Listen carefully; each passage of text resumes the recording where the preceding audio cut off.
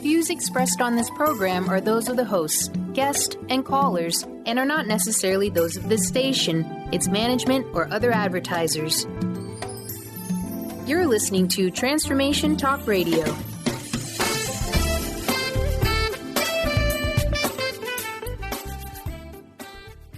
Hi, welcome. This is Dr. John DeMartini. This is one of the most amazing and inspiring shows that you can listen into. If you want to be on the edge of your seats, if you want to open up your heart, if you want to expand your mind, and you want to meet incredible people, stay tuned because you're just about to experience a transformative radio show that will change your life. And you're listening to the Dr. Pat Show that's coming up right next. Welcome to the Dr. Pat Show. Talk radio to thrive by. Powerful, inspiring, and coming to you live, bringing you stories of people like you and me, busting through and living life full out. Get ready to dare to wonder what your life would be like if you knew you could not fail. Hey, everybody. Welcome. It's so great to have all of you tune us in and turn us on. I am so thrilled about this show we're about to talk about. Dr. Kathy Obear is joining me here today. And for many of you, if you've listened to her shows like I did to listen to the one yesterday, I was literally off my chair, just jumping off my chair. And I didn't want to call into the show because I didn't want to interrupt the conversations. And I consider the show that she and I are doing today as sort of, part 2, and then there's a part 3 and a part 4. But the thing that is so important for me to share with you is there aren't any words I can say about who she is right now that would even capture the essence of her passion, her purpose, and her determination for positive change and transformation. I could tell you about her expertise and how she's been in front of educational groups, hundreds of them, K-12 organizations, how she's been a consultant, a speaker, an author, a coach, a trainer, all of those things. But if you were to look and go to her website, you would get a sense about what she's passionate about and how courageous she is, her perspective about telling us about things no matter what. Not to really skirt around the issues, not to really soft pedal some idea of what change and transformation is. And if you'd have listened to that show yesterday, and I'm going to make sure that we get you the link for that in this edit of the show we're doing now. If you listen to that show and the other shows, one of the things that you'll find is that this is not about talk without action. It's just not. Today's show, again, is one of those things that she and I is so absolutely fired up about. And it's this: is your organization prepared for increased stress, burnout, mental health issues? And then what I want to say about that, when you put that together, decreasingly lower and lower and lower performance and results because you are completely ignorant to what's going on. Dr. Kathy Obear joining me now. Thank you for joining me, Dr. Kathy. Thank you, Dr. Pat. It's always great to be with you. And I have to say, I think I'm like a lot of the listeners and leaders and organizations that are good-hearted, well-intended, committed to equity inclusion. And for the last few years, I've noticed more people are coming up during my workshops or my virtual courses and saying, yes, we need to be looking at race, class, sexuality, sex assigned at birth, gender identity. And Kathy, you need to talk about mental health more. And I'm like, yeah. So I mention it more. But it really wasn't until I saw this research when I wrote to you, I said, that's what I want to talk about. That said to me, I've been talking about self-care for years. I've got a book on it.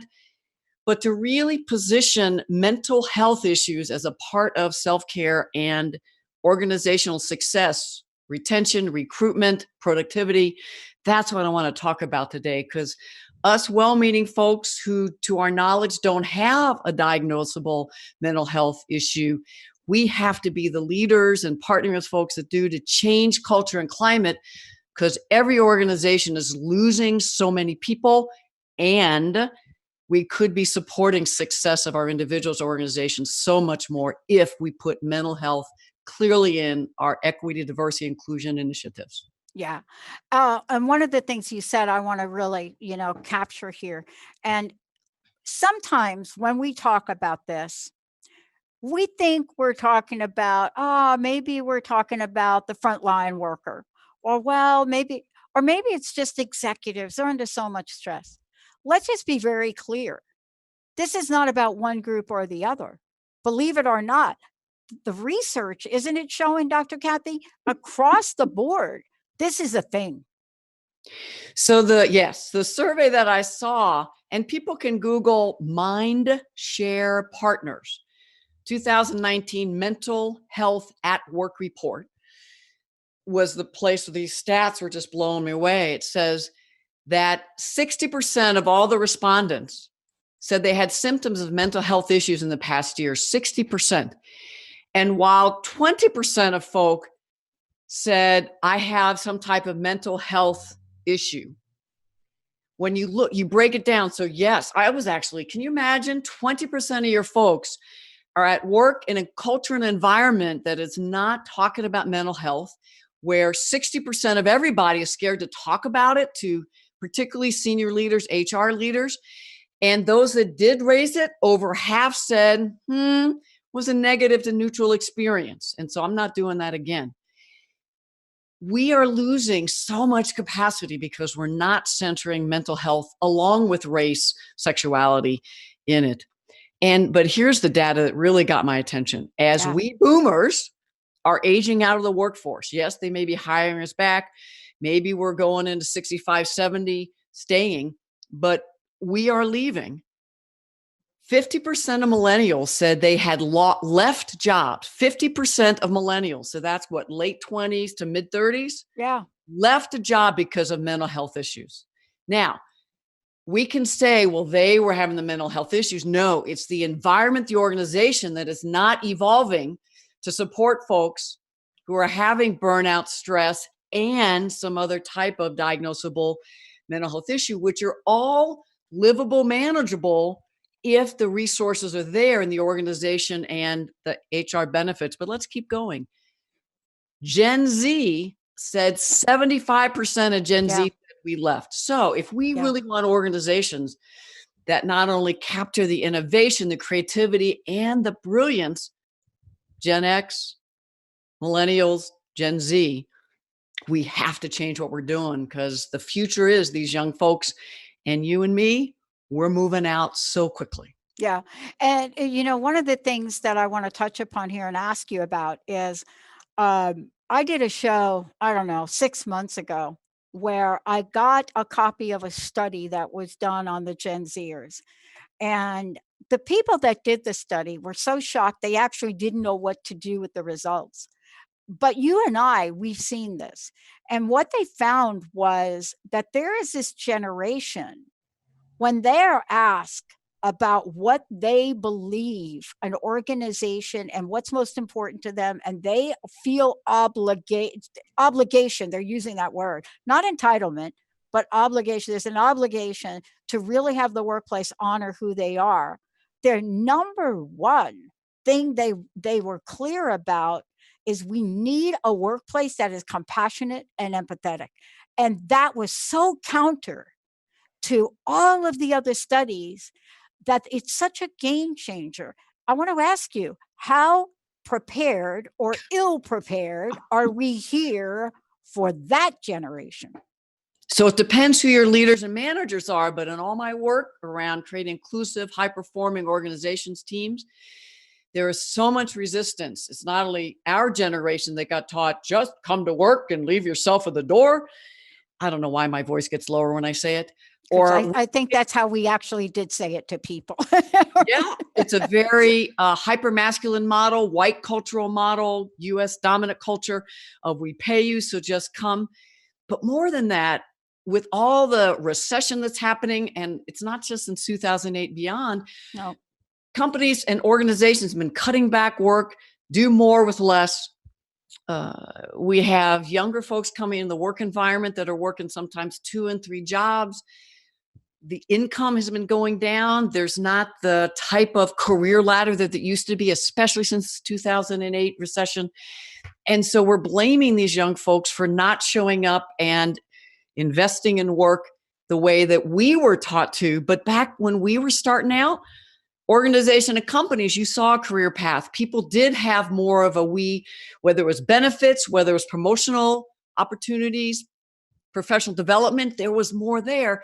Today, organizations, companies are cutting back so much because we're trying to get shareholders the money. We're trying to pay high salaries to people. And we are, I believe, because of classism, really taking advantage of new employees, folks at quote low-level organizations, which is a lot of the Gen Z millennials who are, as you said, are asking for empathetic, inclusive, full person.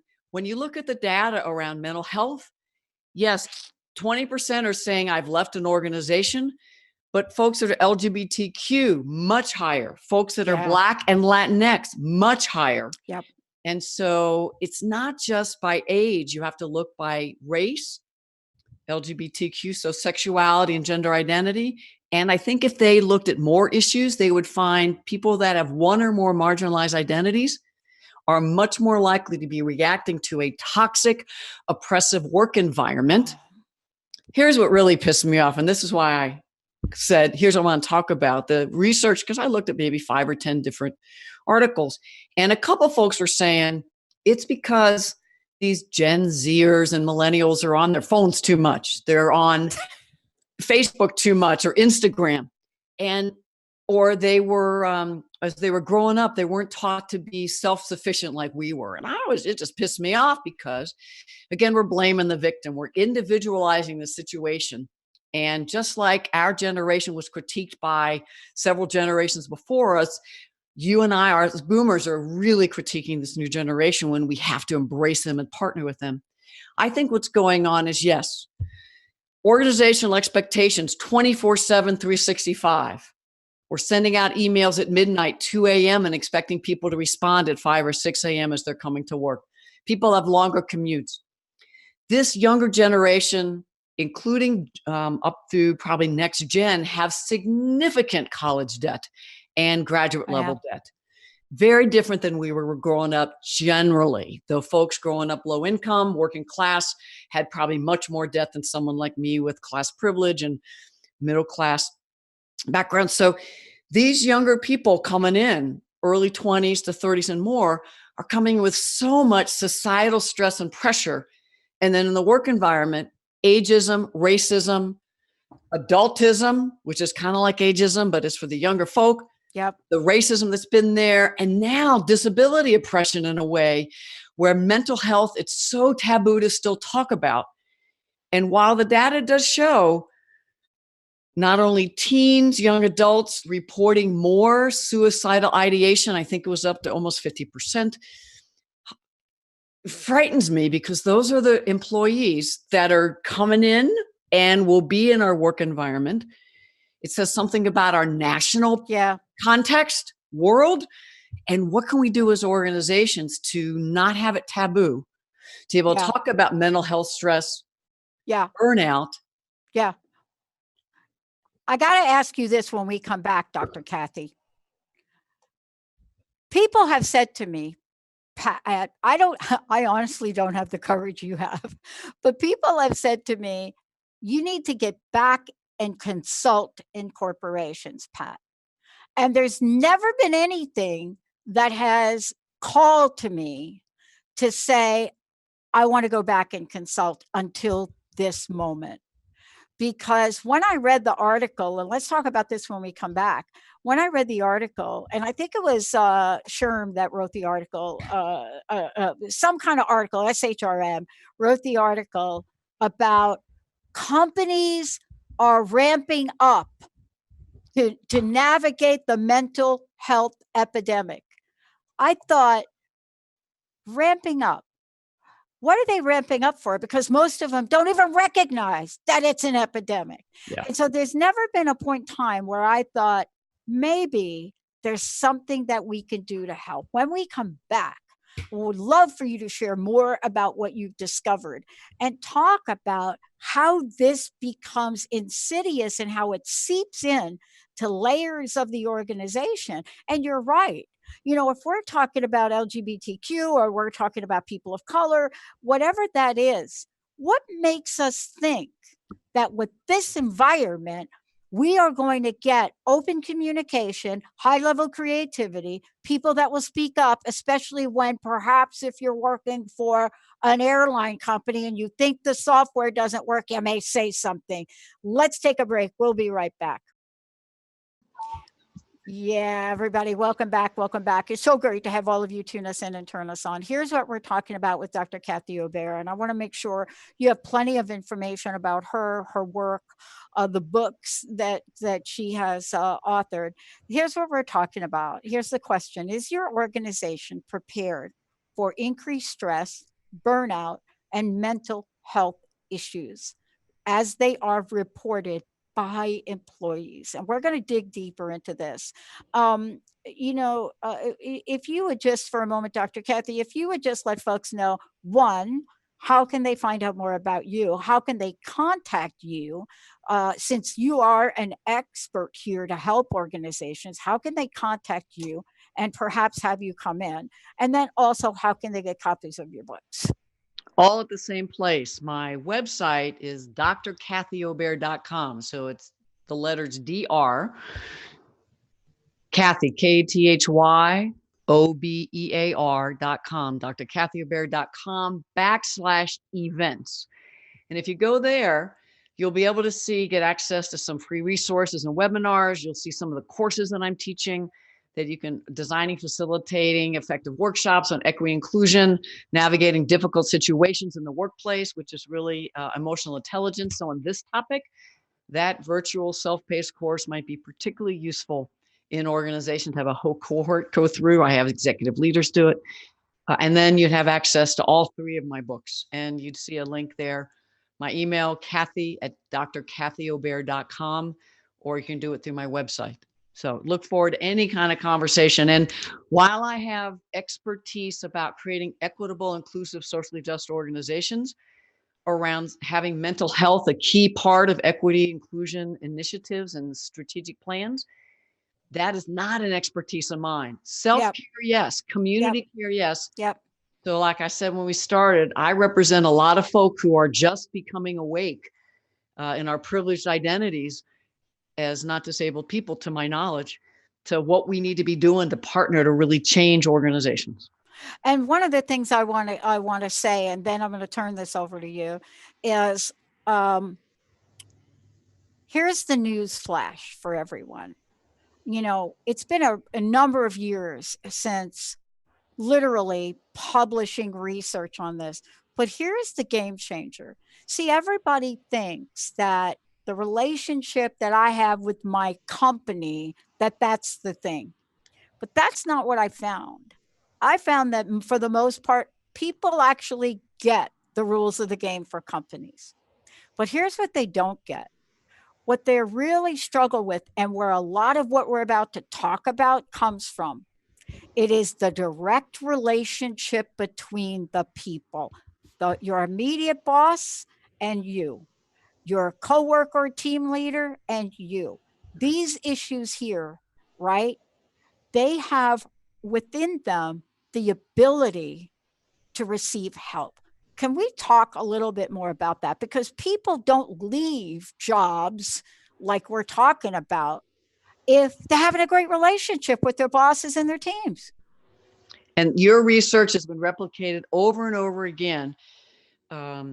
It's that supervisor in the climate, which you can have an organization that has all these literally thousands of microclimates that can feel overwhelming for senior leaders to think about, how do I have those? And it really is systemic, organizational, long-term culture change to move to be an inclusive organization. Mm. And so some of the data that I read about showed that 86% of folks thought it was really important that the organization was very clear about their commitment to creating an inclusive organization with wellness around mental health, and that they demonstrated that through the resources That's key. So it has to be, whether it's in the benefits, but to also be able to say, here's the training we provide so that our senior leaders are talking about mental health as one of the many issues we are concerned about in all those intersections of identity. And our supervisors and managers really get great team development training with an inclusion lens that includes mental health. And then you have all kinds of resources that have ongoing development of those working relationships. A lot of it's training, a lot of it might have HR support, confidential ombuds, places they could go. But to get leaders to change their mind from this is a mental health epidemic, which is that fear-based, to we need to create an inclusive organization that truly uplifts and supports all of our employees, including those who have mental health issues now or potentially in the future. Especially because I'm told, the number of Gen Z folks coming into the work environment is much less than millennials, and it's decreasing for a while. And so we really need to get creative about retaining the folks we have, bringing in folks from other organizations that are high performers, developing from within, and really shifting our revolving door, which most of the time we think about with race. And I want to keep race centered. What I'm asking, and I think what this research is saying, is we have to keep mental health as one of the many categories of difference on our screen, while we also keep, I believe, race, sexuality, sex assigned at birth, gender identity, all those also have to be on our screen. Yeah. I want to ask you, in the spirit of what you just shared, I would love to ask you what you discovered as you looked at this, what you discovered about burnout, what burnout is, and are people talking about burnout? Or do we need to be re-educated about it? All of the above. I'm finding people my age and even in their 50s and 40s complaining about these younger generations who want work-life balance and want to be able to leave at 4:30 to go coach their kids' little league or their daughter's soccer team, that don't want to be working on the weekends. And so many of us did not push back to these unrealistic and oppressive expectations of working 60, 80 hours a week when we're barely paid for 40. So these younger generations are saying, no, my quality of my life is up there along with my work life. And so that's a dynamic that's going on. And so more and more younger folk and 30s, 40s, 50s, 60s that I see in my workshops are exhausted, burning out, and don't see the organization besides saying, we'll go to this workshop, do that. Again, it focuses on individual responsibilities opposed to climate culture. Burnout is when you're exhausted, when you don't have the energy for creativity, when you literally may not want to have to get out of bed, when you're pushing yourself to just show up for that next meeting and you're physically there, but not emotionally and innovatively there because there are 15 things going on. So the whole book, actually, I have it sitting here, In It for the Long Haul. Again, folks can pop on my website, get a free downloadable copy, get on Amazon, but to really talk about what burnout is, and not that you have to be so exhausted you want to quit. Companies, organizations, nonprofits, K-12 have to create ways for people to come together to talk about stress management, system changes that need to happen so that we are not dipping into our emotional well every day. Coming back from break, the song was Everybody's Working for the Weekend. Yeah.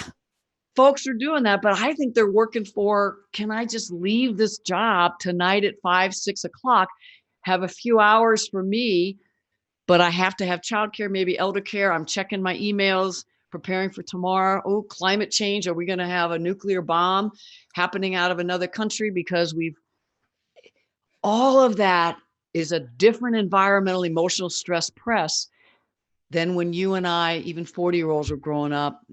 Gen Z, millennials are growing up in a very different environment.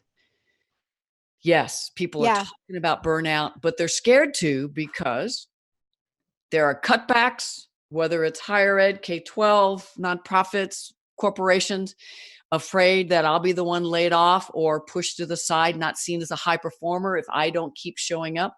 I was reading something this morning that said only 20% of employees are engaged.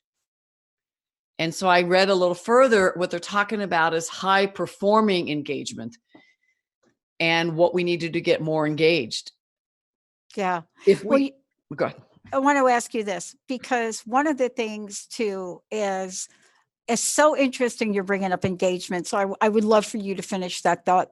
But one of the things is it's almost like if you look at the, let's call them signs, symptoms, if you look at it, even if you're an organization and you're thinking for very selfish reasons, we need to do something about this. The signs are there, aren't they? I mean, please complete talking about engagement, because it's got to be at some level clear to people that they're not getting what they could get from the level of creativity and engagement from their people. So whether it's people coming in a little late, wanting to leave early, coming late to meetings, and we see that as unprofessional, not a star. We have to look beyond that and wonder what's going on. It could be they're juggling so many things. They had 2 crises, and that's why they came 5 minutes late to your meeting. People getting more easily triggered. That was my first book, Turn the Tide. All that emotional intelligence to navigate why we are so triggered.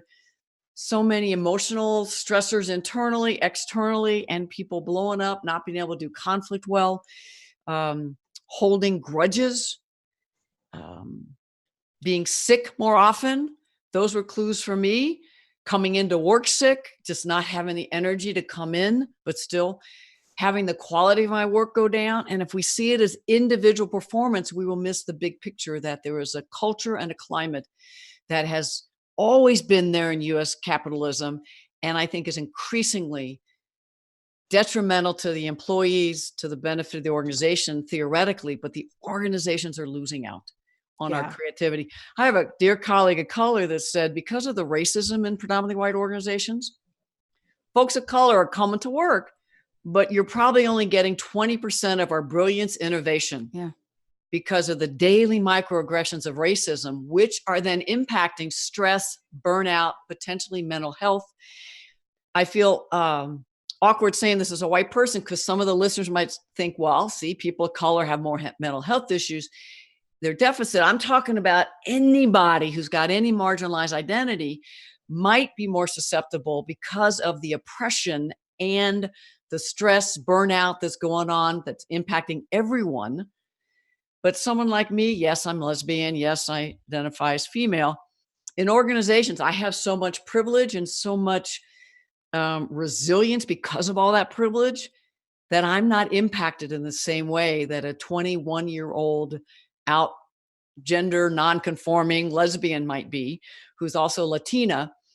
Very different life experiences, especially if they were first gen to college. I could keep going. Yeah. But, here's what I want to do. Talk about this. I want to talk about this in more detail when we come back from break, because one of the things that, doesn't get talked about is looking at and examining, racial microaggressions and burnout, and how that begins even before the workplace. We're talking even at the professional and graduate level. And I think one of the first studies perhaps that came out, what came out over a decade ago, but even before that, because this is one of those areas where there is a level of awareness that could happen and change could be made. But this idea of being in a workplace, and now honestly, for me, we go from a term like microaggression, might as well jump right to bullying, because the level by which things are happening now in the workplace is really unprecedented. When we come back, let's take a look at what is really underneath that. And when we think about this term of compassion fatigue, what does that mean? How do we take this idea of anxiety, burnout, aggression, and beyond to say we need to stop because it is beyond a thing. It is cumulative, and it is really inhumane. Let's take a short break. We'll be right back. Hey, everybody, welcome back. Welcome back. One of the things I want to say about Dr. Kathy Obear is this. If you have not listened to the show she has done previously, you can definitely get that from her website. We're going to make sure you know how to find out more about her, how to find out about her work and her books. Dr. Kathy, please let folks know again how they can get a hold of you, how they can find out about the work you're doing, and also your radio shows are all in the same place. Yeah. Everything's right on my website. Lots of free resources. drkathyobear.com. So DrKathyObear, drkathyobear.com. You can get free downloads of all my 3 books. You can get them Amazon, but why not? Lots of other resources for book clubs. You can also get access to some webinars that I do if you go to drkathyobear.com/events. So .com/events. Every month I roll out another free webinar, and the radio shows are all there too. And what I'm really trying to do as I get to be 63 next month is I want to leave a legacy of resources so the people in the organizations, whatever kind of organization, who are passionate and want to learn but may not have the funding, can have a lot of free resources to be inclusion change agents, to be leaders, whether they have the positional power or not. And as we're talking about today, folks on diversity councils, folks who are trainers, how can they get more capacity to create inclusive organizations and having mental health part of that? That's what we're talking about today. Yeah, and I want to ask you exactly this question, because if we're talking about companies and inclusivity, right, and diversity, it's almost as if we can't isolate and separate the conversation about mental well-being and inclusivity. And I think that for the moment, we're just not bridging the gap. I don't know that we're seeing organizations or groups in organizations saying, hey, we are part of this group and had to really stand up for our level of inclusivity. And we want to champion these folks. How do we get there? Or do you see it happening? I think the stigma and the negative bias and prejudice towards folks who have different mental health dynamics and diagnosed situations is still so high in organizations and society that the courage for people to come out in a work environment and say, actually, I experienced depression, or I have some bipolar dynamics, or I have anxiety. And the numbers of folks reporting anxiety is just huge compared to what I understood. And so having HR and anybody doing diversity, equity work and leaders getting more research and data to say, this is what's happening in the US. Our numbers, if we were to do a survey with our employees, I doubt we would get people to be honest. I think it was Cisco that said 7% of their US workforce, 7% was accessing their mental health and substance abuse treatment. I actually think that's a huge number that would have the courage to, because then people know you are using the resources, even though it's confidential. But the numbers are so high. What was it? 60% said they have some mental health issues sometime in a year. And so how do we normalize? How do we get top leaders talking about wellness and mental health as a part, as easily as they talk about, we want to create environments around race and sexuality, sex assigned at birth, disability, oppression. So people with disabilities, we think about physical disabilities. We've done such great, more changing the culture, the environment, attitudes. How do we do the same around mental wellness, mental health, and not have the stigma around PTSD or manic depressive? Because that's what we see in the media. That's what we see on TV and movies. So how do we train all employees, leaders, especially, and supervisors? There's some workshops called Well Start, Mental Health First. And so if you Google mental health first aid, there are organizations that have, and I can't guarantee the quality. I'm not an expert. So get some folks who have done some work and research and training around mental health awareness and training to look at some of these workshops that you can then have all employees have access to, put it into orientation, require supervisors, because what I know is I really relate that I used to have a lot more fear and anxiety about, well, what do I do if someone tells me they're in depression? But then some colleagues and friends came out as living with depression, came out as living with anxiety. And I realized, I knew them before, I know them now. And I started to do a bit more research, which I need to do more. We have to get most people skilled up. And that's what some of these courses are. Research showed that most employees want to be helpful and supportive. And if their colleague that they're working with on a task force next door, or they're in a virtual team, they want to know more about how to create an environment that minimizes literally the triggers. So many people have experienced sexual assault. It was over 50% of young people in elementary school that have had at least one significant trauma in their life. So that means 1 in 2, if not more, of the employees we're working with have childhood trauma. And then you add all the other traumas that we have around sexual assault, violence, bullying across all identities.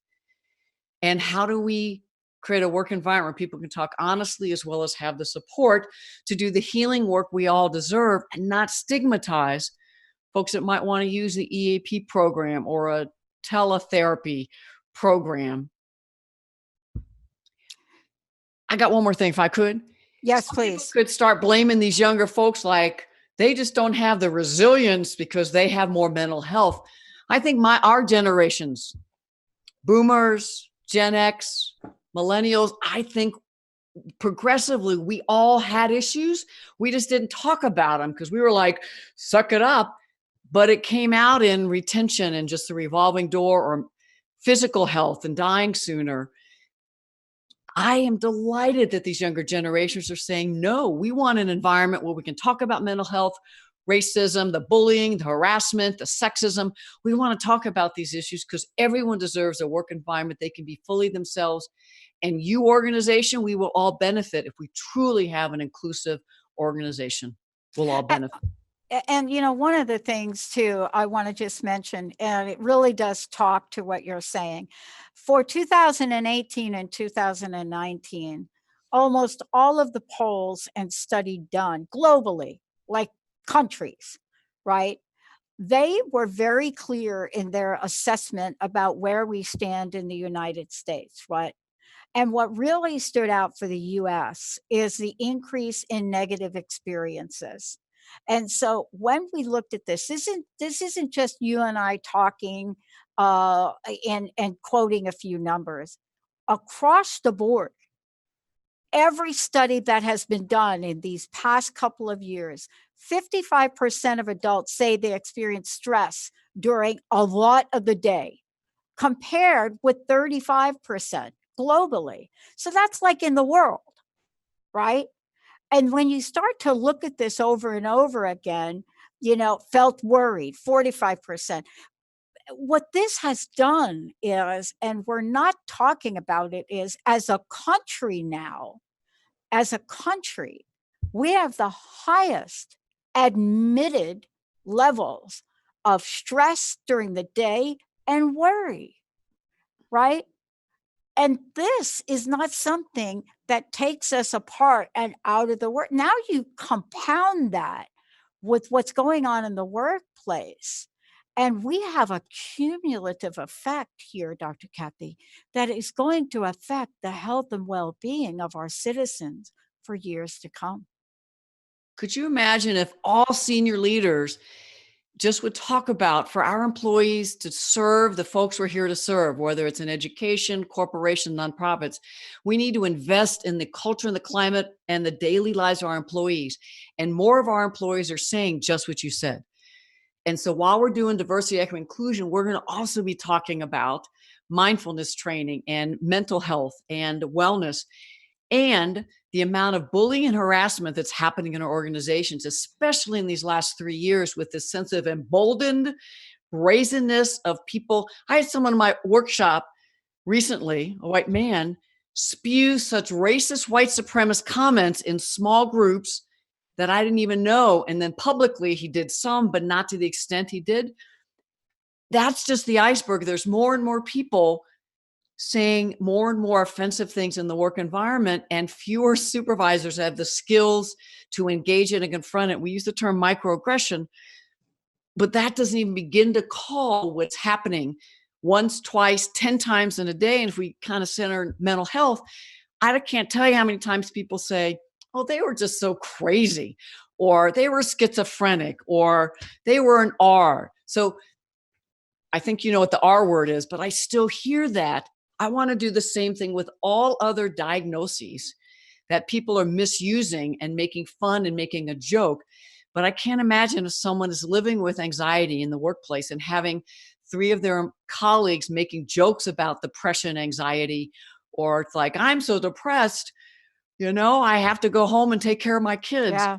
Knowing they're not talking about depression, they're talking about stress and burnout. So there's a deep overlap, but we have to make sure people, all employees and leaders, understand mental health symptoms, and the microaggressions around mental health that happen literally every single day.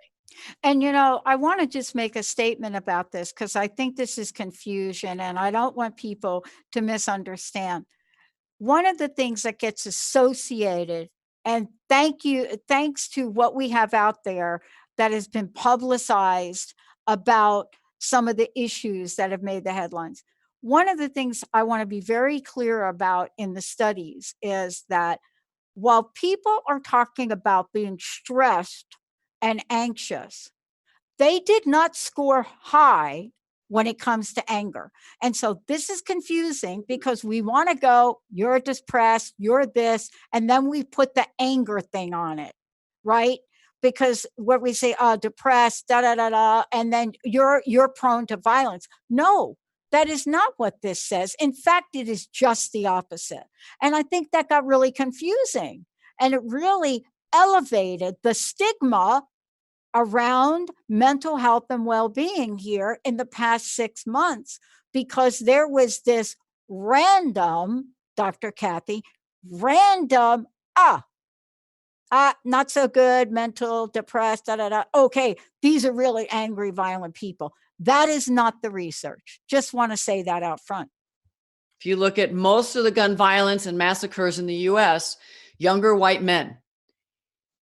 There's other identities as well on that.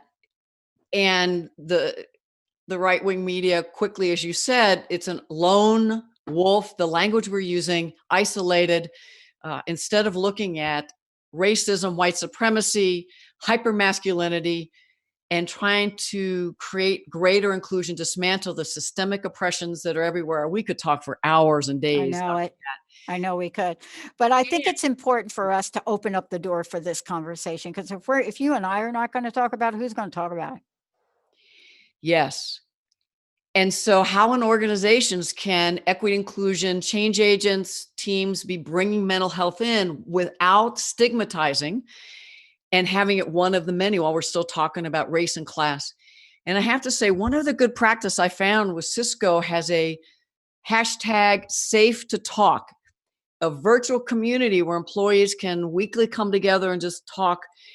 So employee resource groups have been a very powerful change management around some of the other identities.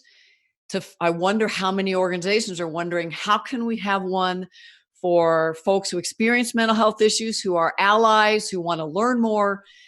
And so people can come together as education, help the organization learn, but also folks that are living with anxiety, depression, other dynamics that can come and maybe find others so they know they're not alone.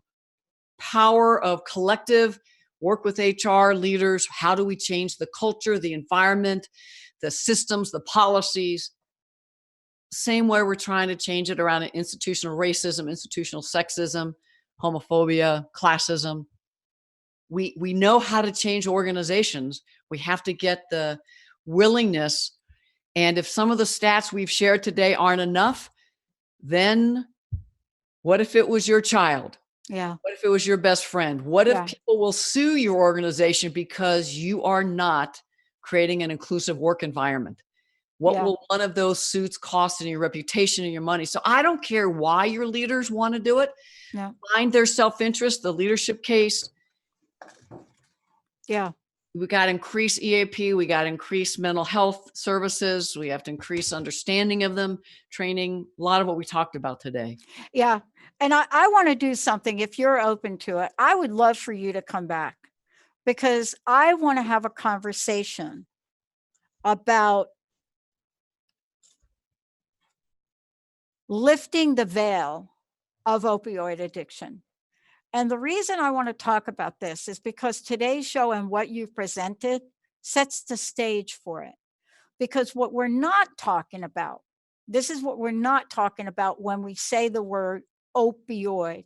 We say opioid drug companies. So here's what we're not talking about.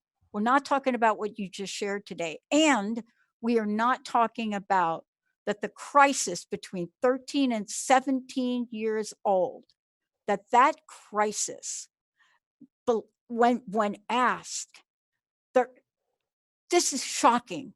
When you ask these folks and you ask them, what about anxiety and depression? And a hair, 2% say it's not a problem. Close to 70% say it's a major problem, and 20+%. And then you go down the list of bullying. If we don't connect those dots the way you did today, Dr. Kathy, if we don't connect those dots, we're never, there's not no amount of litigation that's going to take care of what's really going on with our kids. It's just not. Well, what I respect is you keep bringing up issues. And again, I'm not an expert. I'll do research, but I can pull a lot of dots together on why we're so concerned about opioid today, how we dealt with crack, the race, the class dynamics, while we also bring in mental health. Because I am those leaders who care but need to know more. So I will get knowing more, and we'll come. Let's do it. Bring in some experts. Okay. Yep. And without coming to a conclusion, because I'm not an expert either. But I know one thing is, when you ask a whole bunch of people between 13 and 17, and they say anxiety and depression, close to 72% say it's a major thing. I think we have to stop and listen. What do you think? Let's do it. Thank you for having me on. This was great. Dr. Kathy Obear, everybody. And I'm telling you, this is just a little bit of what you're going to discover about her work, her passion. Please, everybody, go check it out. Website one more time, Dr. Kathy. drkathyobear.com/events if you want to start accessing some of my free resources. Help yourselves. And we need your help. We need to hear from you. We need your help. Help us understand, what is it like in your world, so we can make it better. And pretty soon we're going to give you an 800 number that you can call and leave a message, and we will take it on. That's coming in 2020 for us to respond to all of you. With every bit of respect for all of you as listeners, you're the best on the planet. We want to say to you, we have not given up on you, and we don't plan to. We'll see you next time.